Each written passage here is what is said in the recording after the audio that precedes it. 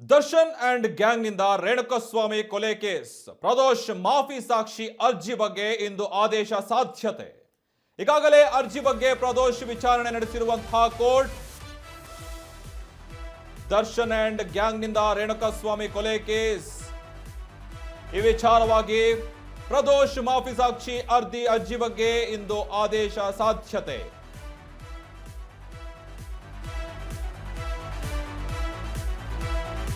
ಈಗಾಗಲೇ ಅರ್ಜಿ ಬಗ್ಗೆ ಪ್ರದೋಷ್ ವಿಚಾರಣೆ ನಡೆಸಿರುವ ಕೋರ್ಟ್ ಹಲವು ಪ್ರಶ್ನೆಗಳನ್ನ ಕೇಳಿ ಉತ್ತರ ದಾಖಲಿಸಲಿರುವ ಕೋರ್ಟ್ ಈ ಘಟನೆ ಸಂಪೂರ್ಣ ಸತ್ಯ ಹೇಳುತ್ತೇನೆ ಎಂದಿರುವಂತಹ ಪ್ರದೋಷ್ ಯಾವುದೇ ಪ್ರಭಾವ ಒತ್ತಡಗಳಿಲ್ಲದೆ A14 ಪ್ರದೋಷ್ A14 ಆರೋಪಿಯಾಗಿರುವಂತಹ ಪ್ರದೋಷ್ ಕ್ರಿಮಿನಲ್ ಹಿನ್ನೆಲೆ ಇದೆಯಾ ಎಂಬ ವರದಿ ಕೂಡ ಕೇಳಲಿರುವ ಕೋರ್ಟ್. ಈಗ ಪರವೀಕ್ಷಣಾ ಅಧಿಕಾರಿ ಪ್ರದೋಷ್ ಹಿನ್ನೆಲೆ ಇದರ ಬಗ್ಗೆ ವರದಿಯನ್ನ ಸಲ್ಲಿಸಬೇಕಿದೆ. ಮಾಫಿ ಸಾಕ್ಷಿ ಬಗ್ಗೆ ನಿರ್ಧರಿಸಬೇಕಿರುವಂತಹ 59ನೇ CCH ಕೋರ್ಟ್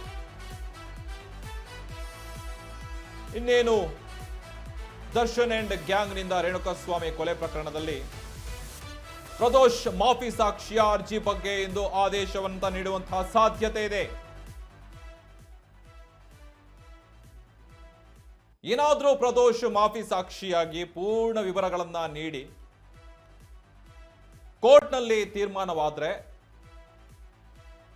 ಅಂತಿಮವಾಗಿ ದರ್ಶನ್ಗೆ ಶಿಕ್ಷೆಯಾಗುವಂತಹ ಸಾಧ್ಯತೆ ಹೆಚ್ಚಾಗಿರುತ್ತೆ. A1 A2 ಆರೋಪಿಗಳಿಗೆ ಯಾಕಂದ್ರೆ ನೋಡಿ, ನ್ಯಾಯಾಲಯದಲ್ಲಿ ಏನ್ ತೀರ್ಮಾನವಾಗುತ್ತೋ ಅದು ಅಂತಿಮ ತೀರ್ಮಾನ. ಮಾಫಿ ಸಾಕ್ಷಿಯ ಆಧಾರವಾಗಿ ಇಟ್ಕೊಂಡು, ಮಾಫಿ ಸಾಕ್ಷಿ ಅಂದ್ರೆ ಜನರಲಿ ಏನು ಅಂತಂದ್ರೆ ಒಬ್ಬ ಆರೋಪಿ ಸ್ಥಾನದಲ್ಲಿರ್ತಾನೆ, ಅವನು ಮಾಫಿ ಸಾಕ್ಷಿಯಾಗಿ ಹೋದಾಗ ಇನ್ನುಳಿದ ಆರೋಪಿಗಳಿಗೆ ಅದು ನಡುಕ ಹುಟ್ಟಿಸುವಂಥದ್ದು. ಯಾಕಂದ್ರೆ ದೊಡ್ಡ ದೊಡ್ಡ ತಿಮಿಂಗಲ ಯಾರಿದ್ದಾರೆ ಅವ್ರನ್ನ ಬಿಡಬಾರ್ದು ಅನ್ನೋ ವಿಚಾರವಾಗಿ ಈಗ ಪೊಲೀಸರು ಕೂಡ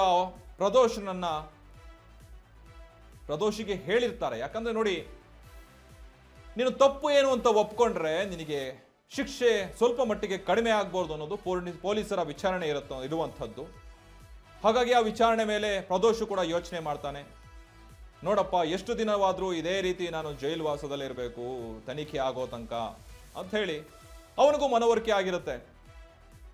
ಈಗ ಮಾಫಿ ಸಾಕ್ಷಿಯಾಗಿ ರೆಡಿಯಾಗಿದ್ದಂತಹ ಆರೋಪಿ A14 ಪ್ರದೋಷ್ ಯಾವುದೇ ಒತ್ತಡಗಳಿಲ್ಲದೆ, ಯಾವುದೇ ಆಮಿಷಗಳಿಲ್ಲದೆ ಸ್ವಯಂ ಪ್ರೇರಿತನಾಗಿ ಈಗ ಕೋರ್ಟ್ ಮುಂದೆ ಹೇಳ್ತಾರಾ ಅನ್ನುವಂಥದ್ದು ಗೊತ್ತಾಗ್ತಾ ಹೋಗುತ್ತೆ.